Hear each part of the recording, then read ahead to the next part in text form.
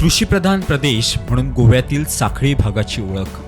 2015 साली साखळीत गोमांचल डेअरी फार्मची सुरुवात झाली आणि साखळीतील कृषी क्रांतीला अधिक बळ मिळालं.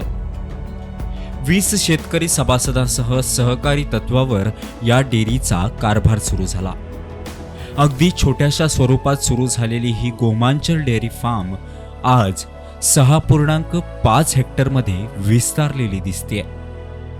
या डेअरी फार्ममध्ये दर दिवशी 450हून अधिक लिटर दूध उत्पादन घेतलं जातं. सुमारे 30 शेतकऱ्यांचे सदस्यत्व असलेली गोमांचल डेअरी फार्म येत्या काही वर्षात विलक्षण कामगिरी करेल यात दुमत नाही. या डेअरीच्या आजवरच्या प्रवासाला आमचा मानाचा मुजरा.